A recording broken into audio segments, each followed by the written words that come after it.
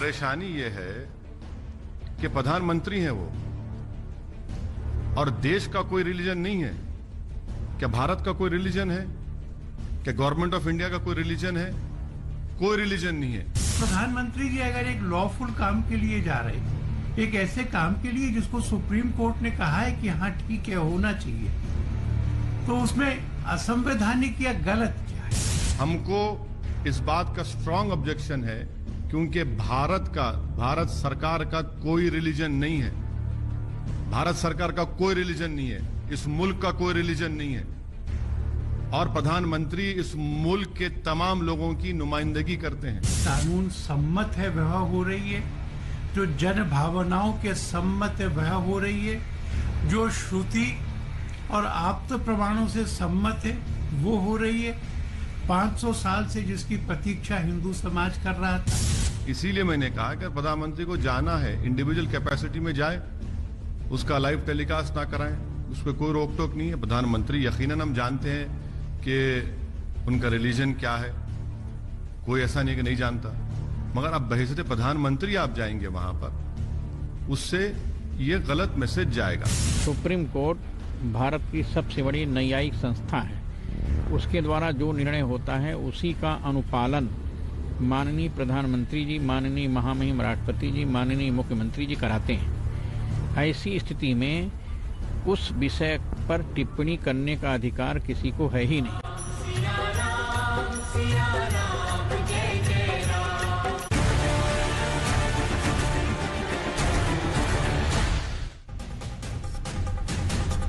नमस्कार, आप देख रहे हैं हल्ला बोल। आपके साथ मैं हूं अंजना ओम कश्यप। प्रधानमंत्री के अयोध्या जाने को लेकर लगातार सियासत हो रही है। अब असदुद्दीन ओवैसी ने भी सवाल खड़े किए हैं।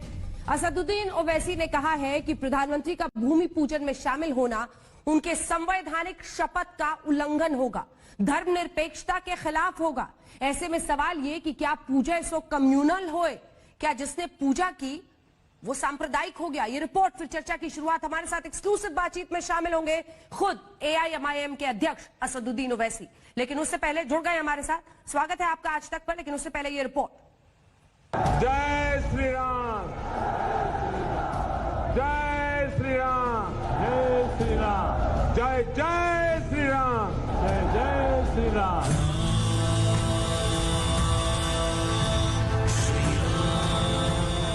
अयोध्या में मंगल बेला की तैयारी है।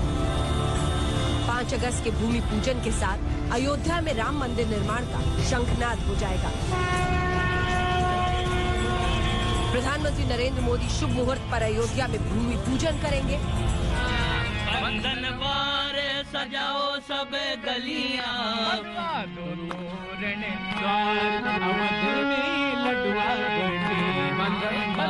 दो तोरण द्वार अवध में लडुआ बटे, मेरे राजा बने हैं राम। अवध में लडुआ बटे, मेरे राजा बने हैं राम। अवध में लडुआ बटे। पीएम मोदी 5 अगस्त को सुबह 11:30 बजे अयोध्या पहुंचेंगे। इसके बाद राम जन्मभूमि के लिए रवाना होंगे। भूमि पूजन के कार्यक्रम में साधु संतों समेत कुल 200 मेहमान शामिल होंगे। पीएम मोदी के इस 2 घंटे के कार्यक्रम में 1 घंटा उनका भाषण होगा। तीर्थ क्षेत्र जो न्यास बना हुआ है, उस न्यास के द्वारा सब कुछ बताया जाएगा। हम मंदिर निर्माण की दृष्टि से, भूमि पूजन की दृष्टि से सरकार के नाते कोई सूचना नहीं दे सकते। हम लोग उसमें न्यास के माध्यम से, ट्रस्ट के माध्यम से बुलाने पे प्रधानमंत्री जी सहित जो लोगों को आमंत्रित किया होगा वो शामिल होंगे। बहुत ही निविदा के साथ, भव्यता के साथ पूरे परिसर में, जितना लंबा चौड़ा परिसर है, उस परिसर में दिव्य भव्य राम मंदिर का निर्माण किया जाएगा। प्रधानमंत्री के इस दौरे की खबर के बाद से ही लेकिन सियासी बयानबाजी का विघ्न शुरू हो चुका है। पहले शरद पवार बोले, कुछ लोगों को लगता है कि राम मंदिर से कोरोना भाग जाएगा। फिर कांग्रेस नेता अधीर रंजन चौधरी ने राम मंदिर के फैसले पर कटाक्ष करते हुए ट्वीट किया कि भूमि पूजन में उस वक्त के चीफ जस्टिस रंजन गोगोई को जरूर बुलाया जाना चाहिए। फिर उद्धव ठाकरे ने सुझाव दिया कि ये कोरोना काल है, वीडियो कॉन्फ्रेंसिंग से ई भूमि पूजन हो।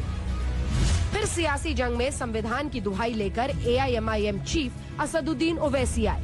उन्होंने प्रधानमंत्री नरेंद्र मोदी के प्रस्तावित अयोध्या यात्रा का विरोध करते हुए कहा कि बतौर प्रधानमंत्री अयोध्या में भूमि पूजन कार्यक्रम में शामिल होना प्रधानमंत्री के संवैधानिक शपथ का उल्लंघन होगा। AIMIM अध्यक्ष ओवैसी ने कहा कि धर्मनिरपेक्षता संविधान के बुनियादी ढांचे का हिस्सा है। हम ये कभी नहीं भूलेंगे कि 400 सालों तक अयोध्या में बाबरी मस्जिद थी और उसे 1992 में ढा दिया गया। प्रधानमंत्री एक संविधान से जुड़े हुए हैं और वो संविधान का सेकुलरिज्म से, बेसिक स्ट्रक्चर से उसका ताल्लुक है। और अगर प्रधानमंत्री वहां पर जाएंगे बहैसियत प्रधानमंत्री, तो यकीनन ये एक मैसेज जाएगा कि प्रधानमंत्री एक बिलीफ को और एक फेथ को प्रमोट कर रहे हैं। इसीलिए मैंने कहा कि प्रधानमंत्री को जाना है, इंडिविजुअल कैपेसिटी में जाए, उसका लाइव टेलीकास्ट ना कराएं। तो क्या प्रधानमंत्री का भूमि पूजन में जाना देश की धर्मनिरपेक्षता पर खतरा है? भूमि पूजन का लाइव टेलीकास्ट क्या बहुसंख्यकों के तुष्टीकरण की राजनीति है, या ये आरोप खुद सांप्रदायिकता की बिसात बिछाता है? तो आइए राम मंदिर पर इस असदुद्दीन ओवैसी के नए रण पर चर्चा के लिए सीधे उन्हीं के पास चलते हैं जो इस वक्त हमारे साथ जुड़ रहे हैं। ओवैसी जी, स्वागत है आपका आज तक पर। मेरा पहला सवाल आपसे यही, धर्मनिरपेक्षता के लिए खतरा आप कैसे देख रहे हैं? प्रधानमंत्री अगर इतने लंबे वक्त तक एक फैसला रुका हुआ था, राम मंदिर का निर्माण हो रहा है और खुद सुप्रीम कोर्ट ने सेंटर की भूमिका देखी थी ट्रस्ट बनाने में, फिर प्रधानमंत्री का जाना सेक्युलर इंडिया के खिलाफ कैसे? सबसे पहले तो मैं आपको ये बताना चाहूंगा कि आपने इंट्रोडक्शन में कांग्रेस के जो लोकसभा में लीडर का जिक्र किया, एनसीपी के शरद पवार साहब का जिक्र किया और महाराष्ट्र सीएम का जिक्र किया जो शिवसेना से ताल्लुक है। मेरा मानना यह है कि तीनों पार्टियां, शरद पवार साहब तो उस वक्त कांग्रेस में ही थे, ये तीनों पार्टियां बाबरी मस्जिद की शहादत में बराबर की मुलविस हैं। बल्कि जब पूरे देश से अगर मिट्टी जा रही है तो मैं तो ट्रस्ट के लोगों से कहूंगा कि भैया जरा कांग्रेस के हर पॉलिटिकल ऑफिस से भी मट्टी मंगा लीजिए, क्योंकि इन्होंने भी बड़ा रोल अदा किया बाबरी मस्जिद की डिमोलिशन में। और अब आपका जो अहम सवाल है, देखिए मैडम, आप जानते हैं कि 1966 से पहले राम जन्मभूमि का कोई मसला नहीं था। 66 में वीएचपी बनी और 1989 में बीजेपी ने पालमपुर रेजोल्यूशन पास किया। उसके बाद बाज़ाब्ता राम जन्मभूमि का मसला शुरू हुआ। बल्कि 84 में इंदिरा गांधी के कत्ल से पहले एक रथ यात्रा दिल्ली को आ रही थी। इसमें बीजेपी और शिवसेना का बहुत बड़ा रोल रहा इसको एक इशू बनाने के लिए। और इसमें आप जानते हैं कि पूरे देश में हजारों की तादाद में लोगों की मौत हुई फसादात में। मेरा मानना यह है कि प्राइम मिनिस्टर इस देश के प्रधानमंत्री हैं और देश का प्रधानमंत्री और उनकी सरकार का कोई मजहब नहीं हो सकता। इंडिविजुअली प्रधानमंत्री का रिलीजन हम जानते हैं, मगर क्या देश के गवर्नमेंट का कोई रिलीजन होगा? नहीं हो सकता, इसलिए संविधान इसकी इजाजत नहीं देता। अब जब प्रधानमंत्री वहां पर जाएंगे तो प्रधानमंत्री क्या पैगाम दे रहे हैं? नंबर 1 पैगाम ये दे रहे हैं कि हमारी पार्टी ने, विश्व हिंदू परिषद ने और बीजेपी ने इस राम जन्मभूमि का आगाज किया। हमारी पार्टी ने शिलान्यास के नाम पर परमिशन लिया और बाबरी मस्जिद को शहीद किया। हमारी पार्टी ने अडवाणी की लीडरशिप में रथ यात्रा निकाली और जहां जहां रथ यात्रा गई वहां पर कम्युनल राइट हुआ।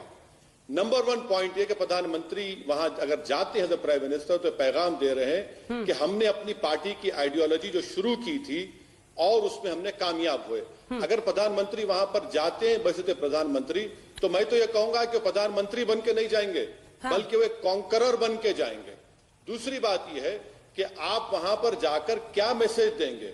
मैसेज ये देंगे कि मेरा जो रिलीजन है वो सबसे बड़ा है और प्रधानमंत्री अपने रिलीजन को, अपने बिलीफ को पूरे देश पर मुसल्लत नहीं कर सकते। इसीलिए मैंने कहा कि प्रधानमंत्री 6 साल में मेकशिफ्ट टेंपल पर नहीं गए। आपके सवाल में एक और पॉइंट था कि सुप्रीम कोर्ट ने एक स्कीम बनाई। यकीनन सुप्रीम कोर्ट का वो जजमेंट है, उसके ताल्लुक से हमारी राय आप जानते हैं, मगर क्या सुप्रीम कोर्ट ने कहा कि प्रधानमंत्री को बुला लो? क्या पता सुप्रीम कोर्ट ने कहा? सुप्रीम कोर्ट ने ये तो नहीं कहा ना। इसीलिए अभी भी वक्त है कि प्रधानमंत्री, देश का सेकुलरिज्म कोई इकोनॉमिक पॉलिसी नहीं है कि 500 की 1000 की नोट मैंने मिटा दिया और इकोनॉमिक पॉलिसी को खत्म कर दिया। ये देश का सेकुलरिज्म देश की रूह से जुड़ा हुआ है। और एक बात समझिए आप कि 400 साल तक वहां पर मस्जिद थी, और मेरा मानना यह है कि वहां पर मस्जिद आज भी है और कल भी रहेगी। तो इसलिए हम उम्मीद करते हैं कि प्रधानमंत्री अगर मस्जिद है जाने के लिए तो वो प्राइम मिनिस्टर के रूप में ना जाए, कह दें कि मैं अपनी इंडिविजुअल कैपेसिटी में जा रहा हूं। लेकिन जो आप खुद नहीं करते उसकी उम्मीद आप दूसरे लोगों से क्यों करते हैं? मेरे सवाल को गौर से सुनिएगा। आप कहते हैं कि प्रधानमंत्री अगर जाएंगे तो सेक्युलरिज्म की रूह के खिलाफ होगा, तो आप कौन सा सेक्युलरिज्म की रूह को कायम करते हैं? जब आप खुलकर मस्जिद के पक्ष में बोलते हैं तो क्या आप भी वही नहीं करते? क्या आप जब खुलकर मस्जिद के बारे में बोलते हैं और कहते हैं वही मस्जिद थी, है, रहेगी, मैं अपनी आने वाली पीढ़ियों को बताऊंगा कि 400 साल तक यहां पर बाबरी मस्जिद थी, तो क्या आप उस रूह के खिलाफ नहीं बोलते हैं ओवैसी साहब? नहीं, मैं जो कह रहा हूं वो तो हकीकत है ना। वो तो सुप्रीम कोर्ट ने भी कहा कि destruction of Babri Masjid is national shame. Supreme court ने यह भी कहा कि उसमें मूर्तियां रखना उस मस्जिद के सैक्रिलेज को खराब करने के बराबर है। सुप्रीम कोर्ट ने यह भी ये तो नहीं कहा ना कि मंदिर तोड़कर मस्जिद बनाई गई। मैं आपका सवाल का जवाब दे रहा हूं। हाँ। मैं आपका शुक्रगुजार हूं कि आप असदुद्दीन ओवैसी को देश के प्रधानमंत्री के बराबर कर दे रहे हैं। वो एक कॉन्स्टिट्यूशनल अथॉरिटी है, प्राइम मिनिस्टर है इस देश के। प्राइम मिनिस्टर का कोई मजहब नहीं होता, ना उनकी सरकार का होता है। कह दे नरेंद्र मोदी, कह दे कि भाई मेरी सरकार का रिलीजन ये है और मैं इस रिलीजन को मानता हूं, तो आप खत्म कर दीजिए ना संविधान को। असदुद्दीन ओवैसी की पार्टी ने तो 6 दिसंबर को वहां पर किसी की इबादतगाह को शहीद तो नहीं किया। असदुद्दीन ओवैसी की पार्टी ने 22 और 23 दिसंबर 1949 रात के अंधेरे में वहां पर किसी मस्जिद, किसी के इबादतगाह में जाकर नमाज तो नहीं पढ़ी। ये तो फैक्ट है। हमने सुप्रीम कोर्ट को धोखा देकर वहां पर किसी की इबादतगाह को शहीद तो नहीं किया। मगर मैडम, अगर आप मुझे प्राइम मिनिस्टर के बराबर कर रहे हैं तो ये आपकी जर्रा नवाजी है, ये आपकी मैग्नानिमिटी है। मैं आपको सलाम करता हूं, आपने मुझे इतनी इज्जत दी। मैं तो सिर्फ आपके सवाल की ताकत को आंक रही हूं और इसीलिए ये सवाल दोबारा आपसे पूछ रही हूं। नैतिकता का तकाजा कहता है असदुद्दीन ओवैसी जी कि सवाल वो पूछे जो खुद उसको मानता हो। जब आप अपनी आस्था को सरेराह इस तरह से प्रशस्त तरीके से रख सकते हैं, कह सकते हैं कि मैं अपनी आने वाली पीढ़ियों को कहूंगा कि वहां पर बाबरी मस्जिद ही थी, है और रहेगी, तो फिर ऐसे में आप नैतिकता के उस तकाजे पर कहां खड़े दिखाई देते हैं जब आप दूसरों से सवाल पूछते हैं कि ये तो मंदिर मंदिर करते रहते हैं? सवाल ये है। नहीं, आपका सवाल, मैं दोबारा आपने उसे सवाल किया, मैं फिर से और क्लैरिफाई करता हूं आपको। असदुद्दीन ओवैसी एक मेंबर ऑफ पार्लियामेंट है। अगर असदुद्दीन ओवैसी जो बात कह रहा है वो फैक्ट पर मुबन्नी है, आप देख लीजिए सुप्रीम कोर्ट के जजमेंट्स में और जितने फैक्ट्स हुए। प्राइम मिनिस्टर ऑफ इंडिया तो नरेंद्र मोदी है। अगर कहीं गलती से असदुद्दीन ओवैसी कभी प्राइम मिनिस्टर नहीं बनेगा, ना मेरी उम्मीद है, ना मेरा ख्वाब है, मगर प्राइम मिनिस्टर का आप तकाबुल कर रहे हैं एक मेंबर ऑफ पार्लियामेंट से, यह बहुत गलत है। इसलिए कि मैं देश का प्राइम मिनिस्टर नहीं हूं। देश का प्राइम मिनिस्टर देश के तमाम हिंदू, मुसलमान, सिख, ईसाई, आदिवासी, दलित और जो मजहब को नहीं मानते उनका प्राइम मिनिस्टर है। वो मेरे भी प्राइम मिनिस्टर हैं। अगर मेरा प्राइम मिनिस्टर ऐसी जगह पर जाएगा जहां पर इन तमाम दिसंबर 22-23 के 49 के वाकयात हुए, 86 में ताले खोले गए, मुसलमानों को बोलने की इजाजत नहीं दी गई, 6 दिसंबर को मस्जिद शहीद की गई और जिन पर मस्जिद डेमोलिशन का क्रिमिनल केस चल रहा है, आप उनको बुला रहे हैं और खुद नरेंद्र मोदी उस बाबरी मस्जिद के, उस राम मंदिर के स्ट्रगल में हिस्सा थे। आप बताइए, आज प्राइम मिनिस्टर होकर वो देश को क्या पैगाम दे रहे हैं? क्या वो न्यूट्रलिटी का पैगाम दे रहे हैं? मैं ये कह रहा हूं कि अगर प्राइम मिनिस्टर जाएंगे वहां पर, वो एक कॉन्करर के रूप में जाएंगे। मैं आज भी प्राइम मिनिस्टर से अपील कर रहा हूं अंजना ओम कश्यप के प्रोग्राम के जरिए से। नहीं मालूम प्राइम मिनिस्टर आपका प्रोग्राम देखते नहीं देखते, मगर मैं आज भी कह रहा हूं कि आप बहुत बड़ी गलती कर रहे हैं। ये सेकुलरिज्म के मफाद में नहीं है, ये सेकुलरिज्म हमारे कॉन्स्टिट्यूशन का बेसिक स्ट्रक्चर का हिस्सा है। असदुद्दीन ओवैसी जिस दिन अगर कोई मिनिस्टर भी खुदा ना खास्ता मैं बन जाऊंगा, जो कभी नहीं बनूंगा, आप सवाल कर लीजिए। मैं आज भी कह रहा हूं कि देश की किसी सरकार को किसी मजहब के रिलीजियस रिचुअल्स में एक पैसा भी खर्चना नहीं चाहिए। हमारा कोई हिस्सा उससे नहीं होना चाहिए। हमारा कॉन्स्टिट्यूशन ये कहता है कि सरकार होगी वो रिलीजन से ऊपर होगी। रिलीजन सेलिब्रेट करिए, रिलीजन को मानिए, जो नहीं मानता उसको मानिए, मगर प्रधानमंत्री वहां पर जाकर जख्मों पर मरहम नहीं बल्कि और जख्मों में इजाफा कर रहे हैं। वो देश को जोड़ नहीं रहे बल्कि और वहां पर देश में और डिविजन्स पैदा कर रहे हैं। नहीं, जख्मों को तो आप कुरेद रहे हैं। जिस मामले पर देश में एक राय बन गई, क्या नए सिरे से उसे कुरेद नहीं रहे हैं? जब आप बाबरी मस्जिद का बार बार जिक्र करते हैं, जब आप सांप्रदायिकता, माफ कीजिएगा, आप धर्मनिरपेक्षता को खतरा बताते हैं, क्योंकि बीजेपी कह रही है कि आप सांप्रदायिकता फैला रहे हैं इस तरह की बातें करके। पीएम तो हर जगह जाते रहे, वो काशी भी जाते रहे, वो केदारनाथ भी जाते रहे, हर जगह की तस्वीरें हम दिखा रहे हैं। इससे तो देश की धर्मनिरपेक्षता को कोई खतरा नहीं हुआ। ना आपके मस्जिद जाने से, वहां की तस्वीरें दिखाने से खतरा होता है। नहीं, यकीनन प्रधानमंत्री सब जगह गए, मगर मुझे बता दीजिए कि बाबरी मस्जिद और राम मंदिर का जो इशू है, आप जितने अभी मजहबी जगहों की बातें की, क्या उनमें इस तरह का वायलेंस हुआ? क्या उसमें इस तरह का खून बहा मासूम हिंदुस्तानियों का? क्या उसमें इस तरह का फसाद हुआ? क्या उसमें इस तरह का सुप्रीम कोर्ट के ऑर्डर्स का धज्जियां उड़ाई गई? क्या उन जगहों पर इस तरह से बीजेपी और संघ परिवार के लोगों ने रात के अंधेरे में इस तरह से मस्जिद में घुसकर मूर्तियां रखी? हरगिज नहीं हुआ। इसकी हिस्ट्री है, इसका एक बैकग्राउंड है और खुद प्रधानमंत्री उससे वाबस्ता रहे हैं। मैं आपसे एक ही सवाल कर रहा हूं कि प्रधानमंत्री मुख्तलिफ इबादतगाह को जा सकते हैं, क्यों नहीं जाना चाहिए? उनका मजहब है, उनकी इबादतगाह है, जाना चाहिए, मगर ऐसी जगह पर जाकर जहां पर उसका एक हिस्ट्री है, जहां पर उसका बैकग्राउंड है, प्रधानमंत्री क्या पैगाम दे रहे हैं देश को?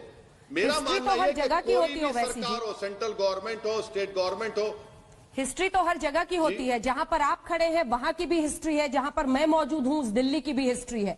सवाल यह है कि धर्मनिरपेक्षता क्या सिर्फ अभी तक जो तुष्टीकरण की राजनीति होती थी उसके जरिए साधी जाएगी, या हम देखते हैं तमाम लोग अपनी अपनी आस्था खुलकर व्यक्त कर रहे हैं और इससे धर्मनिरपेक्षता को कोई खतरा होता है या नहीं, यह महत्वपूर्ण है। आप क्यों चाहते हैं कि 2020 पर 92 हावी हो? 92 तो हमेशा हावी रहेगा ना। आपकी नजर इतना हावी रहेगा कि आप देखेंगे कि आने वाले सालों में आप देखेंगे कि ज्ञानवापी और मथुरा का भी मसला छिड़ेगा। आप देखेंगे और बहुत से मसाजिद का मसला छिड़ेगा। आप ये क्यों भूल जा रहे हैं कि 92 किसने किया? 92 बताइए मुझे आप। किसने सुप्रीम कोर्ट को ये वादा करके, वादे से मुकर के सारी दुनिया के सामने मस्जिद को शहीद किया? किसने किया बताइए आप? किसने 22 दिसंबर 1949 को आजादी मिलने के 2 साल के अरसे में रात के अंधेरे में मूर्तियां रख दी? किसने आधे घंटे की हियरिंग में 20 पेज का ऑर्डर दिया जहां पर मुसलमानों की सुनवाई नहीं हुई? आप बताइए ना, किसने किया ये? मैंने किया ये? कौन जिम्मेदार है इसका? देश किससे चलेगा? सर्वोच्च अदालत के फैसलों से को प्रधानमंत्री और दे रहे हैं। देश किससे चलेगा? सर्वोच्च अदालत के फैसलों से या ओवैसी जी की अदालत से? देश तो सर्वोच्च अदालत से चलेगा। ये सर्वोच्च अदालत को सामने रखना था कि कौन कसूरवार है। ये सर्वोच्च अदालत ने कहा कि ये जगह मंदिर के लिए दे दी जाए 2.77 एकड़, 5 एकड़ जमीन केंद्र और राज्य सरकार जो है वो कहीं और दे मुसलमानों को। ये देश की सर्वोच्च अदालत ने कहा कि 1992 में जो हुआ वो एक आपराधिक घटना थी। ये सब सर्वोच्च अदालत कर रहा है। अब देश तो सर्वोच्च अदालत के फैसलों से ही चलेगा ना ओवैसी जी?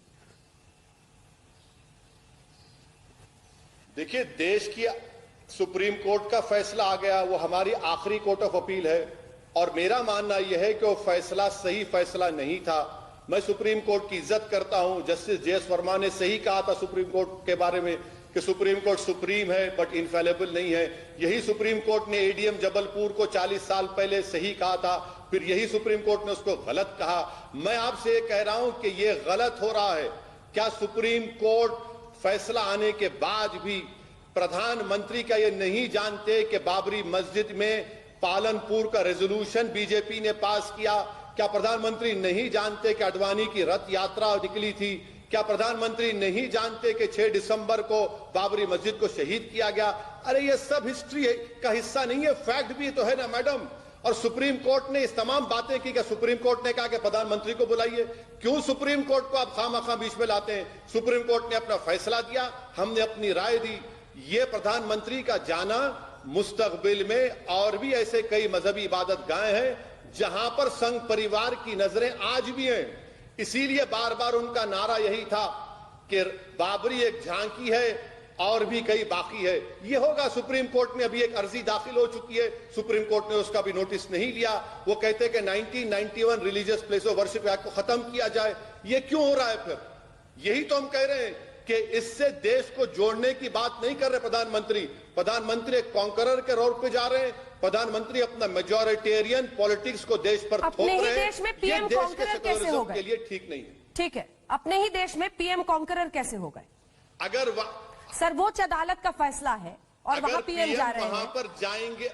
आप बाबर को कॉन्करर ना कहकर नरेंद्र मोदी को कॉन्करर क्यों कह रहे हैं?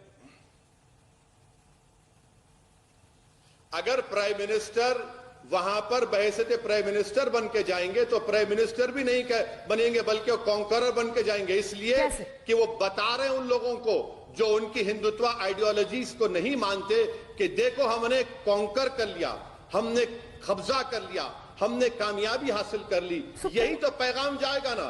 और ये कोई जरूरी नहीं है कि आप जो कह रहे हैं कि मैं उसको मान लूं। सुप्रीम कोर्ट कब्जा थोड़ी कराता है जमीन पर। सुप्रीम कोर्ट का फैसला जमीन पर कब्जा थोड़ी कराता है। सुप्रीम कोर्ट का फैसला अगर आप देखेंगे, पढ़ेंगे, तो सुप्रीम कोर्ट के फैसले में यकीनन एपेक्स कोर्ट है, मगर हम सुप्रीम कोर्ट के फैसले से मुतमईन नहीं है, मुत्तफिक नहीं है। मगर प्रधानमंत्री अगर वहां पर जाएंगे तो प्रधानमंत्री तो यकीनन बहैसियत कॉन्करर बन के जाएंगे। वो पैगाम देंगे उन तमाम मुसलमानों को जो इस देश के अव्वल दर्जे के शहरी हैं। वो पैगाम देंगे उस देश के उन तमाम हिंदुओं को जो आज भी इस देश के सेकुलरिज्म को, गांधी के और अम्बेडकर के पैगाम को मानते हैं कि देखो जो चीज हमने 1989 में शुरू की थी, आज हमने उसको कामयाबी हासिल कर ली। यही एक तल्ख रियलिटी होगी, यही एक पैगाम पूरे देश को जाएगा। सर, यही दिक्कत है क्या आपकी कि नरेंद्र मोदी की वो छवि जो है वो और भी बड़ी होगी, वो बीजेपी को और भी इससे फायदा होगा?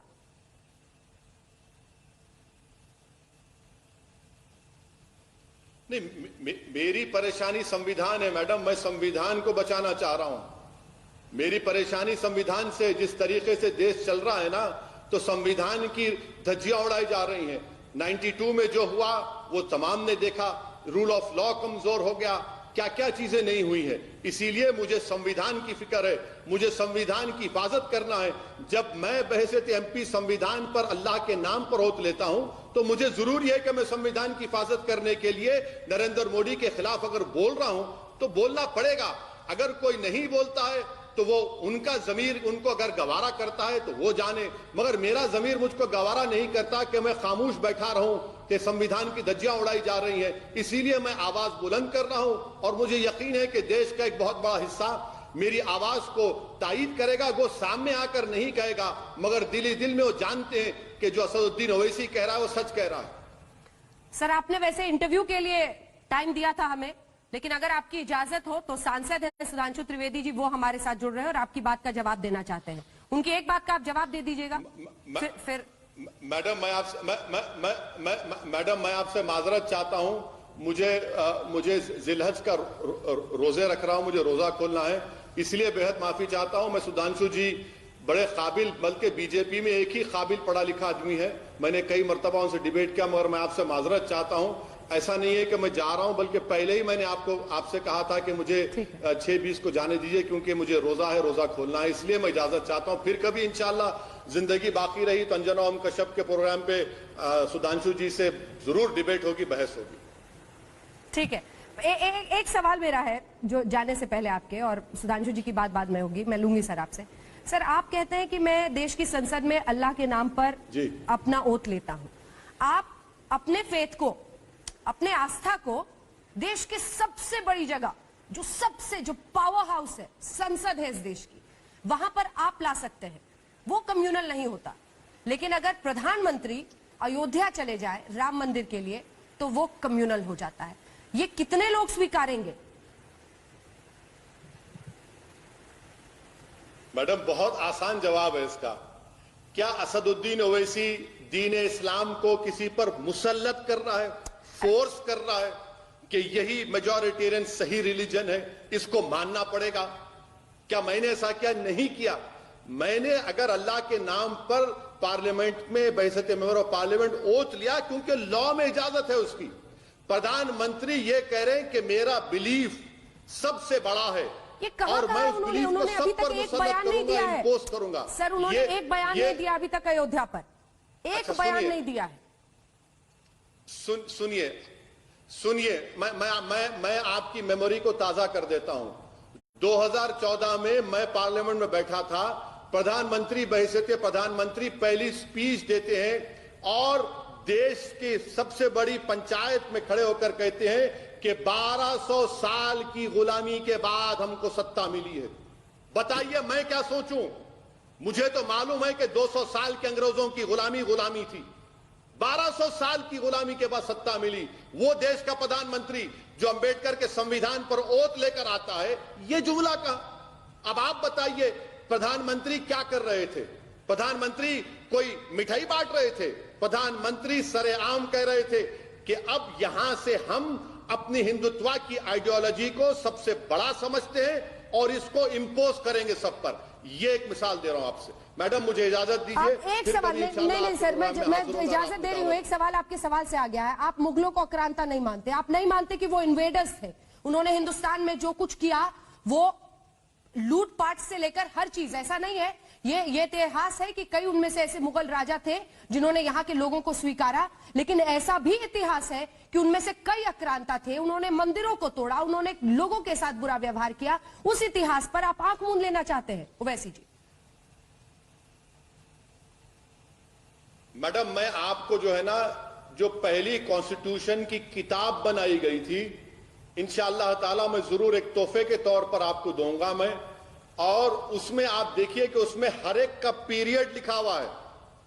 जो संविधान बनाने वाले थे, जो हमारे और आपसे ज्यादा अक्लमंद थे, होशियार थे, वो लिखते हैं। और तकलीफ फिर किसकी होती है? यकीनन हर किंगडम में अच्छे और बुरे लोग थे और रहेंगे। मैं आपसे कह रहा हूं कि अगर आप बुद्धिस्ट की किताब पढ़ेंगे तो बुद्धिस्ट लिखते हैं, बड़े बड़े हिस्टोरियन के, उनके बौद्ध के मंदिरों को तोड़ा गया, उनकी इबादतगाहों कौन तोड़े? जैन की इमारतों को तोड़ा गया। मैडम मेरी आपसे एक ही गुजारिश है कि जो लोग इस तरह का सवाल आपके जरिए से मुझसे कर रहे हैं, भाई साहब 1947 में देश को आजादी मिली। इस देश की आजादी में सबने हिस्सा लिया और हमने अपने आप को एक संविधान दिया जिसको बाबा साहेब अंबेडकर ने बनाया। और वो संविधान किसी मजहब को नहीं मानता, वो संविधान तमाम मजहब को सेलिब्रेट करता है। अगर तारीख में आप जाना चाहेंगे तो यकीनन सबने बुरा किया। अब तो ताजमहल को मंदिर कह रहे हैं। बताइए अंजना ओम कश्यप आप क्या कहेंगे उसके बारे में? इसीलिए मैंने आपके प्रोग्राम में कहा था कि ये शुरुआत है। जैसा कि शायर ने कहा था कि लम्हों ने खता की, सदियों ने सजा पाई। चलिए ठीक है, जिस दिन लाइव प्रसारण होगा खोट निकालने के लिए सही लाइव प्रसारण देखिएगा।